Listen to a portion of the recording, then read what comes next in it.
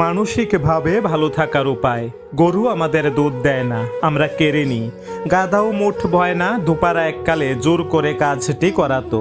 হিসেব মতো সিংহে দুধ দেয়, সিংহও ওজন বইতে সক্ষম, কিন্তু সিংহকে দিয়ে ওসব করানো মানুষের ক্ষমতার বাইরে। ওই জন্য একটু বোকা আর ভালো মানুষদের গরু কিংবা গাধার সাথে তুলনা করা হয়।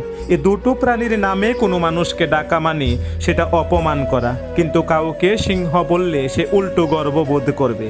সেই সিংহ যে আজ অবধি মানুষের উপকার করলো না, যার সামনে মানুষ গেলে মুহূর্তের মধ্যে পরপারে চলে যাবে, সেই সিংহ হচ্ছে মানুষের চোখে রাজা, আর উপকারী গাধা হচ্ছে হাসির বস্তু।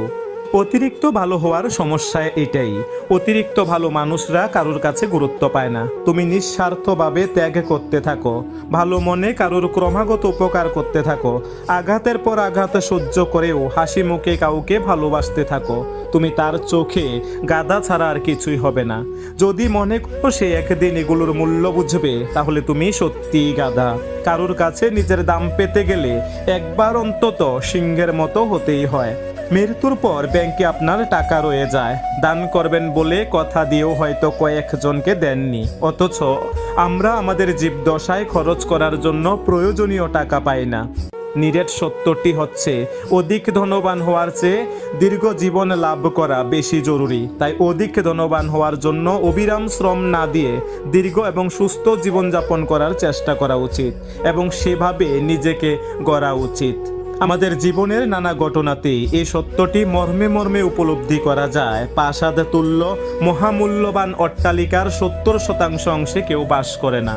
কারো কারো এক আলমারি কাপড় চোপড়ের বেশিরভাগ কোনোদিন পরাই হয়ে ওঠে না।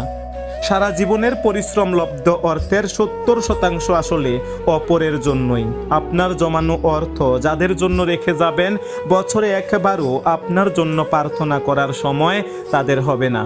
এমনকি বেঁচে থাকতেই আপনার অর্থের প্রাচুর্যে বেড়ে ওঠা মানুষগুলো আপনাকে বৃদ্ধাশ্রমে ছড়ে আসতে পারে। তাই বেঁচে থাকতেই 100% সুরক্ষা এবং পূর্ণ সদ্ব্যবহার করাই শ্রেয়। তাই আমাদের করণীয়, অসুস্থ না হলেও মেডিকেল চেক আপ করুন। অতিরিক্ত দুশ্চিন্তা করবেন না, মানুষকে ক্ষমা করে দিন, রাগ পুষে রাখবেন না।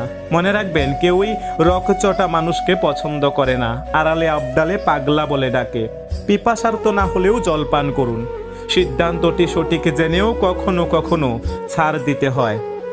যতই বয়স হোক না কেন আর ব্যস্ত থাকুন না কেন, জীবনসঙ্গীকে মাঝে মাঝে নিরিবিলি কোথাও নিয়ে হাত ধরে হাঁটুন। হোটেলে খাওয়াতে না পারলে বাদাম বা ঝালমুড়ি খান, আর তাকে বুঝতে দিন সে আপনার সবচেয়ে আপন, কারণ আপনার সব রকম দুঃসময়ে সেই পাশে থাকে বা থাকবে।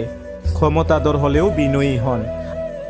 আর্থিক সঙ্গতি থাকলে আর সুযোগ পেলেই পরিবার পরিজন নিয়ে নিজের দেশ, এমনকি ভিন্ন দেশ দেখতে বেরিয়ে পড়ুন। দান করুন। ধনী না হলেও তৃপ্ত থাকুন। মাঝে মাঝে ভোরের সূর্যোদয়, রাতের চাঁদ এবং সমুদ্র দেখতে ভুল করবেন না।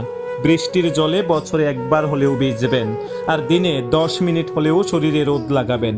মহাব্যস্ত থাকলেও নিয়মিত ব্যায়াম করুন আর 30 মিনিট হাঁটুন। আর মহান সৃষ্টিকর্তাকে নিয়মিত স্মরণ করুন। মিথ্যা ত্যাগ করুন। সর্বদা হাসি খুশি থাকুন। সুযোগ পেলেই কৌতুক পড়বেন। পরিবারের সবার সাথে মজার ঘটনাগুলি শেয়ার করবেন। মাঝে মাঝে প্রাণবন্তভাবে হাসবেন। সবার সাথে মিশবেন। ছোট বড় ভাববেন না, তাহলেই দেখবেন জীবন হয়ে উঠবে সুমধুর।